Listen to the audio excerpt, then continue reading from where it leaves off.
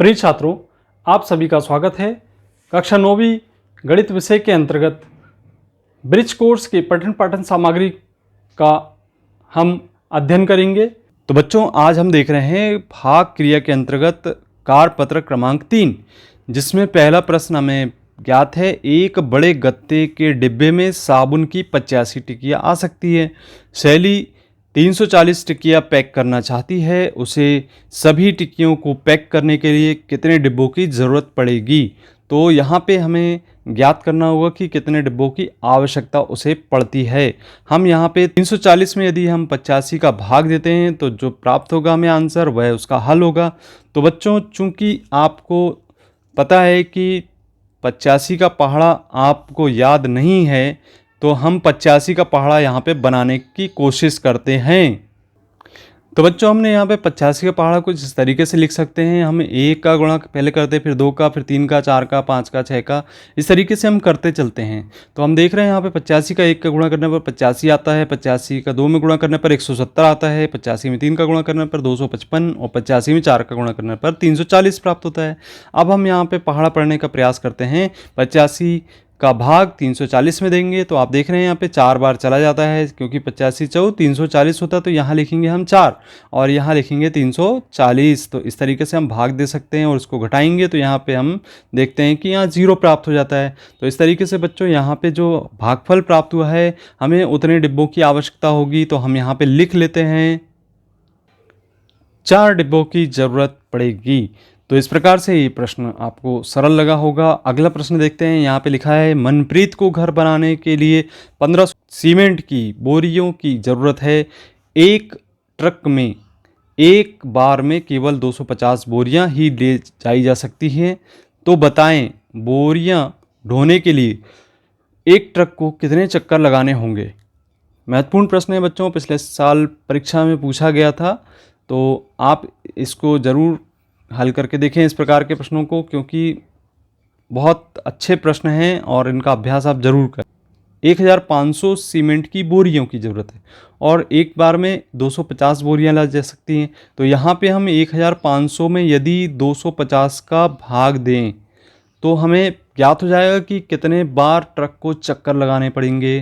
तो यहाँ पे हम लिखते हैं 1500 और 250। तो 250 का पहाड़ा आपको आता नहीं है तो हम बना लेते हैं। यहाँ पे 250 का पहाड़ा बनाने के लिए हम कुछ इस तरीके से हमें लिखना होगा। तो बच्चों, ये हमने 250 का पहाड़ा लिख दिए। एक बार गुणा किए तो 250, 2 बार गुणा किए तो 500, 3 बार गुणा किए तो 750, 4 बार गुणा किए तो 1000 और 5 बार गुणा करने पर 1250 और 6 बार गुणा करने पर आप देखते हैं 1500 हो जाता है। तो यहाँ पे 1500 लिखा हुआ है और 6 बार हम यदि पहाड़ा पढ़ते हैं तो यहाँ पे 1500 प्राप्त हो जाता है। इस प्रकार से यदि हम इसको घटाते हैं तो यहाँ पे घटाने पर हम देखते हैं कि यहाँ 0 प्राप्त हो जाता है। और इस तरीके से यहाँ पे जो ट्रक है वो एक चक्कर न लगा के 6 चक्कर लगाएगा। तो यहाँ पे हम आंसर लिखेंगे, ट्रक को 6 चक्कर लगाने होंगे। तो बच्चों, इस प्रकार से ये प्रश्न हल करना है। अगला प्रश्न आप देख रहे हैं, प्रश्न क्रमांक 3, जिसमें लिखा हुआ है कि एक ड्राइवर एक चक्कर लगाने के लिए 500 रुपये लेता है। मनप्रीत को 13 चक्कर लगाने के लिए ड्राइवर को कुल कितने रुपए देने होंगे? तो यहाँ पे ये प्रश्न थोड़ा सा डिफरेंट टाइप का आपको समझ में आ रहा है। एक चक्कर लगाने के लिए ड्राइवर 500 रुपये लेता है और मनप्रीत को 13 चक्कर लगाने हैं। हम यहाँ लिखेंगे कि एक चक्कर लगाने के लिए ड्राइवर 500 रुपये लेता है, इसलिए 13 चक्कर लगाने के लिए ड्राइवर लेगा 13 गुणित 500। तो 13 का गुणा हमें 500 में करना होगा। तो यहाँ हम 500 में 13 का गुणा कर लेते हैं। यहाँ लिखेंगे हम गुणा करके 13 का सीधे सीधे आप गुणा कर लें। 13 का पहाड़ा याद है तो 13 शून्य शून्य, 13 शून्य शून्य और 13 पंचे 65। इस प्रकार से जब हम गुणा करते हैं तो यहाँ पे आ जाता है 6500 रुपये। तो यहाँ पे जो 13 चक्कर अगर ड्राइवर लगाता है तो 6500 रुपये वह लेगा। अब बच्चों, प्रश्न क्रमांक 4 कह रहा है कि एक विद्यालय के कक्षा 5 में कुल 240 विद्यार्थी हैं।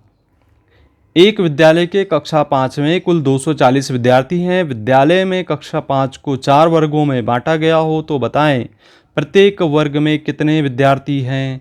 तो हम यहाँ पे यदि 240 में भाग दे देते हैं, 240 विद्यार्थी, और यहाँ पे आपको 4 वर्गों में बांटना है, तो 4 का हमें भाग देना होगा।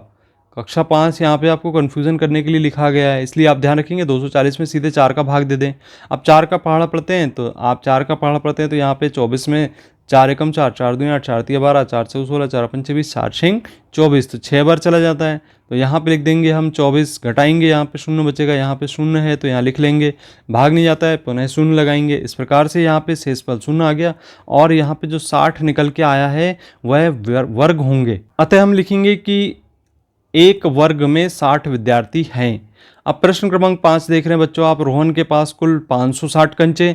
यदि रोहन उन कंचों को अपने 8 दोस्तों में बराबर बराबर बांटता है तो बताएं प्रत्येक को कितने कंचे मिलेंगे। अब देखिए यहाँ पे 560 कंचे और 8 दोस्तों में बांटना है, तो 8 दोस्तों में जब कंचे बांटता है तो हमें यहाँ पे पुनः भाग देने की जो क्रिया है उसको करना होगा। यहाँ पे लिखेंगे हम 560 कुल कंचे, और यहाँ पे कितने दोस्त हैं, 8 दोस्त, तो प्रत्येक को कितने कंचे आएंगे, भागफल के रूप में निकल के आएगा। हम पहाड़ा पढ़ते हैं 8 का, तो यहाँ पे 7 बार चला जाता है, 8 ही 7 56 होता है। आप यहाँ पे पहाड़ा देख लें 8 का, 8 एकम 8, 8 दूनी 16, 8 तिया 24, 8 चौ 32, 8 अपना 40, और 8 छिंग 48, और 8 ही 7 56, तो 7 बार पहाड़ा पढ़ने पर यहाँ पे 56 प्राप्त हो जाता है। घटाएंगे, यहाँ पे शून्य मिलेगा, यहाँ पे शून्य मिलेगा घटाने पर। अगला अंक शून्य है तो यहाँ पे हमें शून्य लिखना होगा।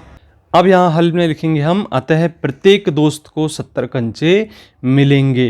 तो इस प्रकार से बच्चों इस कार्यपत्रक 3 को सरल करना था। यदि आपने पिछले वीडियो को अभी तक नहीं देखा तो यहाँ पे आप देख सकते हैं एंड स्क्रीन पर क्लिक करके। यदि चैनल पे नए हैं या चैनल को अभी तक सब्सक्राइब नहीं किया तो आप सब्सक्राइब कर लें। इसी प्रकार के वीडियो को देखने के लिए मिलते हैं अगले वीडियो में। धन्यवाद।